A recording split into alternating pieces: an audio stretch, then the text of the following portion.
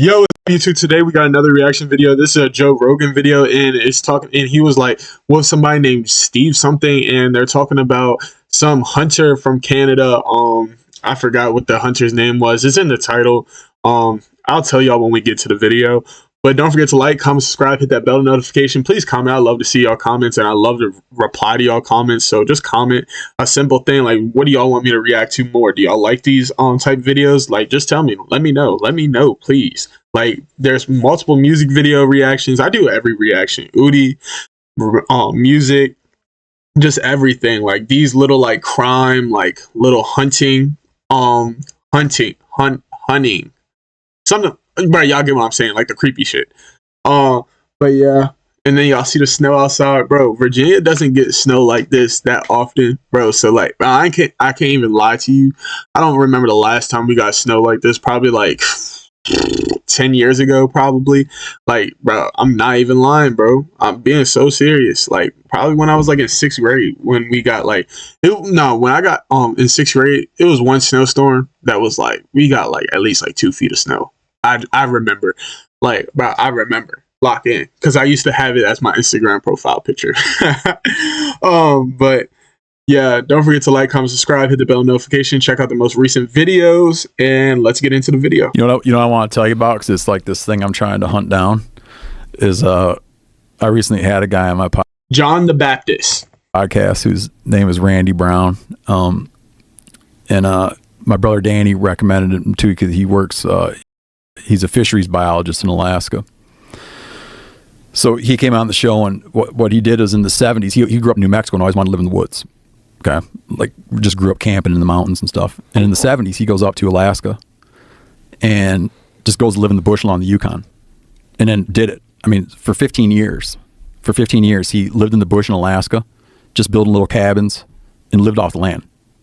I mean, like, wasn't buying groceries, like lived off the land, trapped in Alaska. He tells me this story, and I've been trying to put the word out about this. He tells me a story where I'll have to go check. I think it was in '78.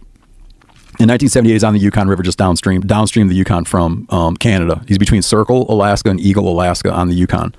And him and his friends are living their lives in all these like line cabins they got strung up and down the river. Okay. 2 guys come down the river out of Canada. So again, this is 1978. 2 guys come down the river out of Canada on a homemade log raft. This guy in Randy's circle, one of his buddies. Am I the only one who ever thought about, like, bro, how is it living out in like the fucking woods, bro? Is that shit tough, or is that shit or is that shit like ass? I ain't gonna lie. Like, bro, me personally, I know I wouldn't survive out that bitch. I ain't gonna lie. I'll probably die the first like 2 weeks. I ain't gonna hold you, bro. Cause nigga, fuck, I look like in Alaska, nigga, it's fucking freezing, gang. Like, bro, nigga, I know how to start a fire. Like, that's the only fucking thing I know how to do. I don't know how to build a fucking shelter, bro. Do all that fucking shit, nigga, I would die. He tells this whole story on the podcast, but one of his buddies has a cabin down on the river, and these 2 guys pull in this homemade raft. They pull in for the night at this cabin. One of these individuals identifies himself as John the Baptist. Oh boy. Okay. In the middle of the night, his companion, John the Baptist's companion, gets back on his raft and scoots. Oh boy. And abandons the dude. Abandons this guy in 1978 who came out of Canada, who identifies himself as John the Baptist. John the Baptist. Hold on, Chad. We need to do a quick Google search on who the fuck John the Baptist is.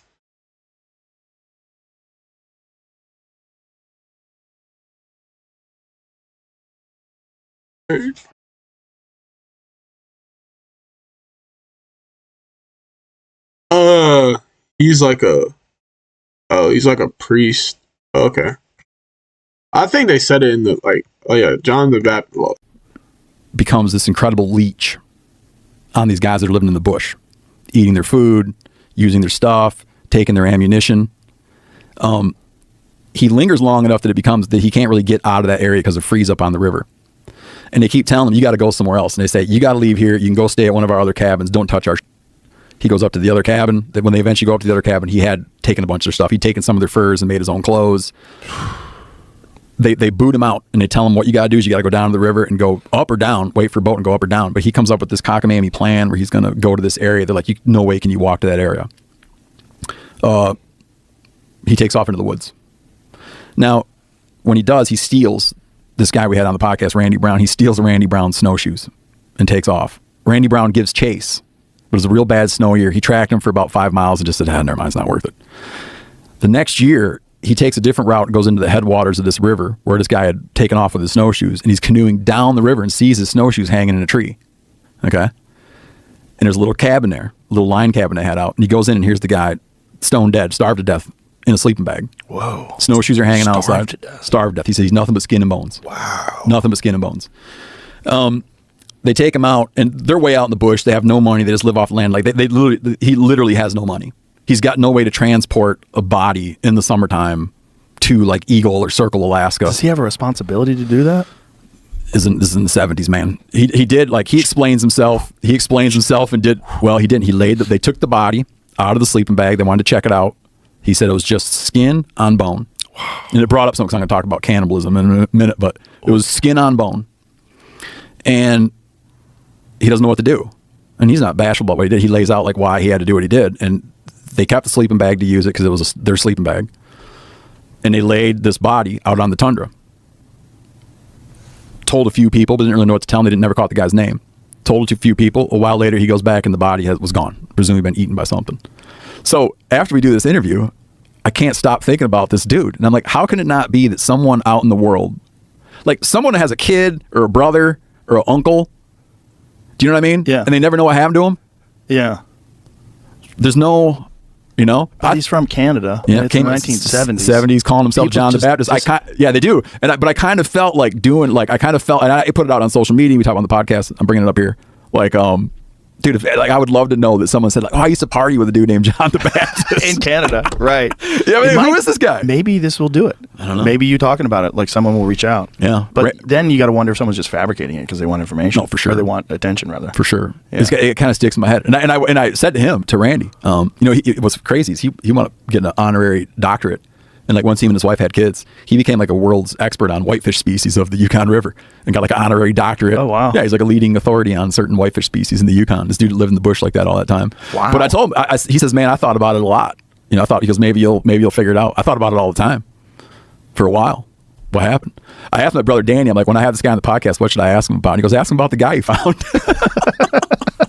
He talked about the guy that struck off, and the guy struck. Dude, I ain't gonna lie to you. I would ask the same thing, bro. That's such an easy clickbait. Off of the 22 pistol, and Randy's like, you cannot, in that environment, you cannot survive with a 22 pistol. Like, he just knows it categorically, you cannot survive with a 22 pistol, and the dude didn't. Yeah, how could you? Yeah, people would probably think that they're such a badass they would. But he's how like, many you won't. bullets do you have? I don't know how many he had, but he said you won't make it. And he made a point that 22 pistol, when they found that body, that 22 pistol's hanging on a peg inside, the cabin where he found him. I mean, there's no way you'd have enough ammunition, even with a pistol. You're limited in your range. You're limited in your accuracy. No, they did everything with 243s in those years that he did that, and they would load like variable loads. Why variable loads? You'd make light loads and heavy loads. Oh, okay, for different animals? Yeah, they'd make little grouse loads and should load their big game bullets, you know. All the 243. Hunting moose with a 243, caribou with a 243. Where's he getting all the gunpowder? Where's he getting... They were loading their own stuff. Chat, is it just me? I don't know that many about guns, so I don't know what the fuck a 233 is. I ain't gonna hold you. Stuff. Wow. So you'd have to go somewhere to get resupply. Yeah, they had a camp. At one of their camps, they had a reloading station. The various guys that live in the bush would kind of come in there and use that reloading station. And that John the Baptist dude looted that reloading station. Yeah, you got to kill those guys. I ain't gonna lie, that nigga John the Baptist was a fucking thief, boy. I ain't gonna lie to you. That nigga was stealing everything but food, gang. How the fuck you steal everything but food? Like, come on, lock in, twin. I ain't gonna hold you, bro. Like, what the fuck? Like, bro, this nigga's a pure thief. And he can't steal no fucking food, gang. Come on. Or learn how to fucking hunt. Like, bro, what? Like, if I was a fucking thief, I know, like, nigga, I'm gonna try to at least survive. Like, nigga, find some fucking food. Like, steal some actual shit that you need. Bro, that shit crazy work, though. I ain't gonna lie. But, tell me y'all thoughts and opinions down below. Don't forget to put God first. Love your family. Hit the subscribe button. Like, comment, hit the bell notification, and peace.